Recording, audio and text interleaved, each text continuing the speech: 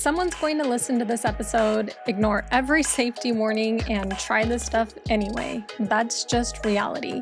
So instead of pretending Edgeplay doesn't exist, I'm ranking these 5 practices by danger level and telling you what experienced players actually do. Not the sanitized version, the real one. Welcome to the Dom Subliving Podcast. I'm Alessandra, and if you're new here, this podcast is about exploring power dynamics, kink education, and yes, the taboo stuff that most people are afraid to discuss honestly.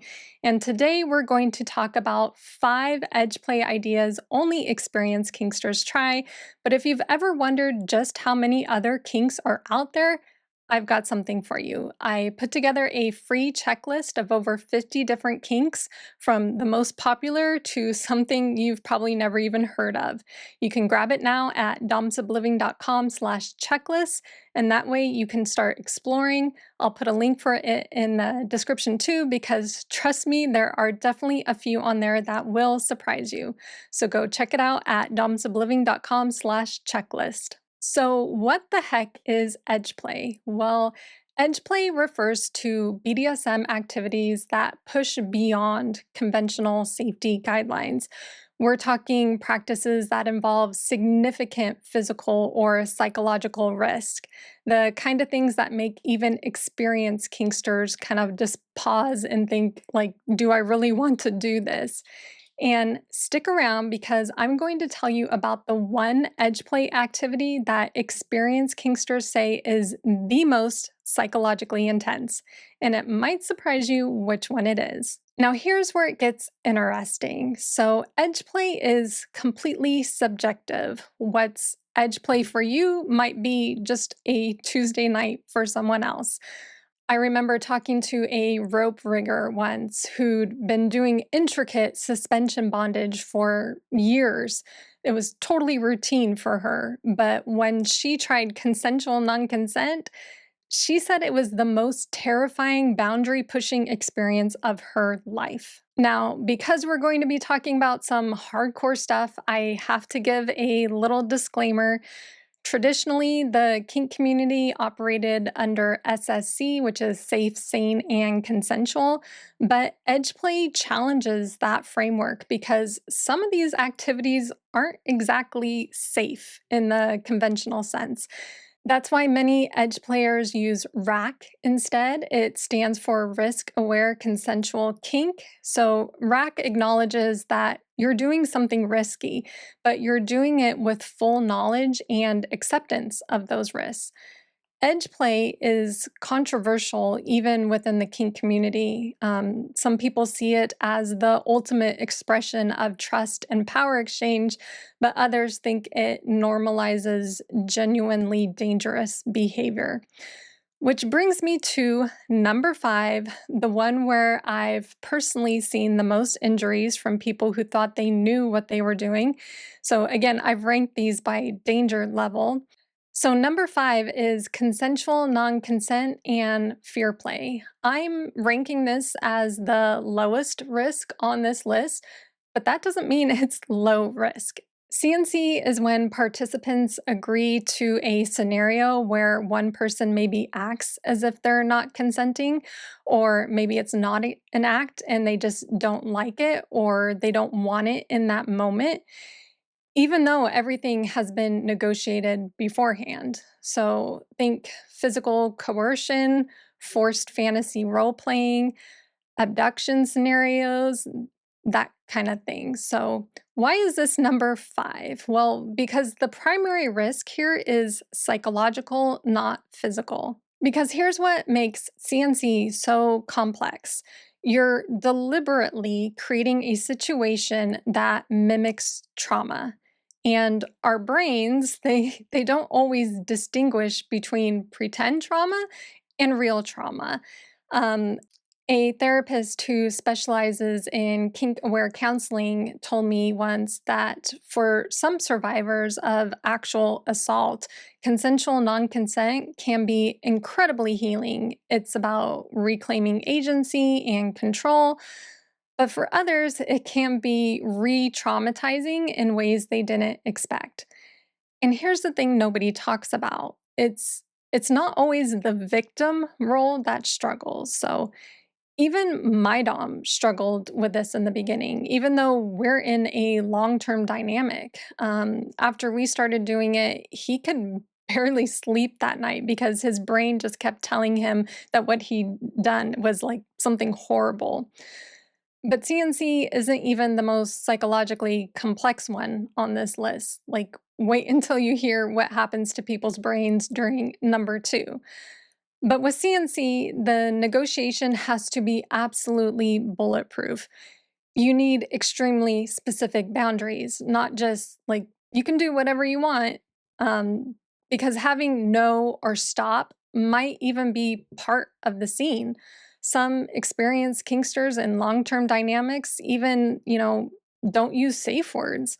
So you need to know the signs in your body and your partner's body and be able to trust them absolutely. You cannot do this casually.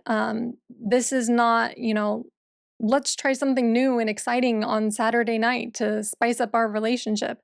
This is months of communication, possibly working with a BDSM coach or a mentor or even a kink aware therapist. But CNC is primarily a psychological danger, but the next four, they all involve your actual body. So, number four is medical edge play. And in this category, I would include needles and blood play. So, needle play is using sterile needles to pierce the skin, and general medical play can include needles, but also catheters, sounds, speculums, and then blood play is any activity that intentionally draws blood. Why is this number four? Well, because we're entering the realm of actual bodily risk, breaking the skin barrier, potential for infection, activities that require genuine medical knowledge. So, what's the appeal? Well, for some, it's the aesthetic. I've seen needle play that's genuinely beautiful, geometric patterns, temporary piercings that really create beautiful designs on the skin. For others, it's the sensation. Needles create a very specific kind of pain. It's sharp, precise, and really intense, but it's localized. It can release muscle tension. That's kind of why people get acupuncture. But a lot of people who are into needle play talk about the meditative quality of it, the focus required, the breathing through each piercing, the way time seems to slow down. But the risks are real. Every time you break the skin, you're creating a potential entry point for bacteria.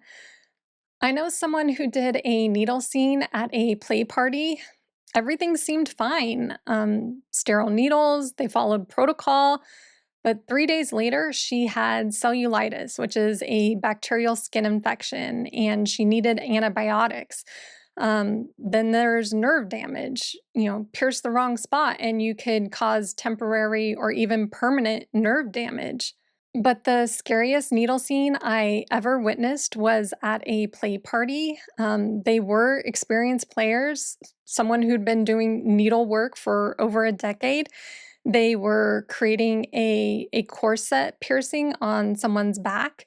It was beautiful work. It was, very experienced, except the bottom started feeling lightheaded. And then they got really clammy and they ended up passing out. So, what happened was their nervous system overreacted to the needles and their blood pressure dropped. It can happen to anyone, even people who've done this before. But if you think needles are intense, wait until we talk about number three. So, fire play, like actual fire on actual skin. So, this includes flash fire, where you use alcohol on the skin and light it briefly, fire cupping, fire flogging, where you light the flogger on fire before using it, even fear play with using lighters. This is number three because the consequences of a mistake are immediate, they're visible, and potentially severe. So let's talk about the science. So, first degree burns affect just the outer layer of skin. Second degree burns go deeper, creating blisters and potentially scarring. And then third degree burns destroy layers of skin and can cause permanent damage. In fire play, you're aiming for that very brief moment where you get the sensation and visual of fire without actually causing burns. But the margin for error is tiny. I talked to a firefighter who's also in the kink community, and he explained that alcohol burns hot enough to cause burns in seconds, not minutes, seconds. So why do people love it? Well, it's not just the heat, it's the primal response to fire. We're hardwired to fear fire. Even animals are. So when someone is bringing fire close to your skin, your entire nervous system lights up. Adrenaline, endorphins, the whole thing. And visually, fire play is stunning. The way flames move across skin, the shadows, it's danger, made primal and erotic. But there can be close calls. I heard about a fireplace scene at a dungeon, experienced player, all the safety equipment. They were doing flash fire on someone's back, except the person had been using lotion that morning. Just regular moisturizer, didn't think about it, didn't mention it to the person doing the fire play, but lotion contains oils. And oils burn differently than alcohol. And the fire spread in a way they didn't expect. And the person ended up with a second degree burn about the size of a sticky note. And speaking of things you might not anticipate, number two involves an edge that's sharp in a very literal way. Number two is weapon play. And the most common one of these is knife play. So, knife play ranges from sensation play, where you're running a dull blade across the skin, to actually cutting and creating scars. Weapon play can also include swords, axes, and yeah, guns. This is number two on this list because we're talking about objects specifically designed to harm. But here's the psychology behind it. There's something deeply primal about weapons in intimate contexts. These are man made weapons and they represent ultimate power and ultimate vulnerability. I've talked to people who are really into knife play, and they describe this kind of razor's edge between fear and arousal and between threat and safety. Your rational brain knows you've negotiated this, but your lizard brain is screaming, "There is a knife touching my throat." And then there's gunplay. Gunplay is controversial even among edge players. Some use replicas, others use unloaded real guns that they check multiple times to ensure that they're empty. And I'll be honest, this is the only thing on this list I don't engage with personally. As an American, gun violence is extremely common, and my family has been personally touched by it. I do engage in knife play, but even then, very carefully and very rarely. The psychological intensity is unlike anything else I've experienced. But there's one form of edge play that ends the lives of more people than all the others combined. So, number one is breath play. So, we're talking choking, asphyxiation, suffocation, controlling someone's ability to breathe. This is number one because it is the most dangerous thing on this list, period. Not potentially dangerous, not risky if it's done wrong, inherently, fundamentally dangerous, even when you're doing it with an experienced person and you think you know what you're doing. Here's the medical reality: when you cut off air to the brain cells start dying in about 4 minutes. but unconsciousness can happen in, 10 to 15 seconds. Airway restriction is where you block the throat so air can't get into the lungs, but a blood choke is compressing the arteries in the neck and cutting off blood flow to the brain. And this causes unconsciousness in seconds. And here's the terrifying part: you can cause brain damage or end someone's life without meaning to. You can think someone just passed out for a second when actually they're having a medical emergency. And here's the thing that nobody talks about: people die from breath play. And I don't mean like rarely, I mean regularly. And it's becoming more and more common. It's become such an issue that doctors and medical associations are advocating for bringing more awareness to it. So, why do people still do it? Well, because the experience is intense in a way that's really hard to replicate. The oxygen deprivation creates a lightheaded, almost euphoric feeling. But here's what I want you to understand. Unlike the other things on this list, there is no truly safe way to do breath play. With breath play, you're always risking serious harm or even death every single time. So here is my position on breath play. Breath play is the one thing on this list I will not publicly teach. I will not do a how-to video on, and I will not demonstrate it.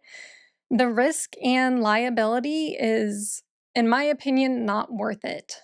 I do privately teach how to do it with my coaching clients and All Access Pass members, but there are so many other ways to create intensity and to explore power exchange, to push boundaries.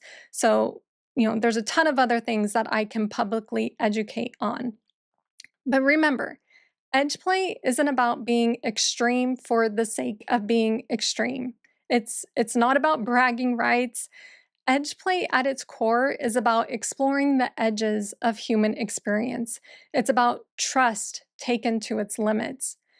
But it requires knowledge, it requires experience, it requires communication that goes beyond what most people ever achieve with their partners. If you're new to kink and you listen to this and thinking, that sounds cool, I want to try it, slow down and build your foundation first. Don't forget to download your free checklist of over 50 different kinks so you can explore even more and maybe even discover a new favorite. So you can grab it for free right now at domsubliving.com/checklist. I'll put a link for it in the description too. If you found this episode valuable, please hit subscribe. We do deep dives into kink topics here at Dom Sub Living. Let me know in the comments or reach out to me on social media and let me know what topic we should cover next. And until next time, keep embracing your power and pleasure through Dom Sub Living.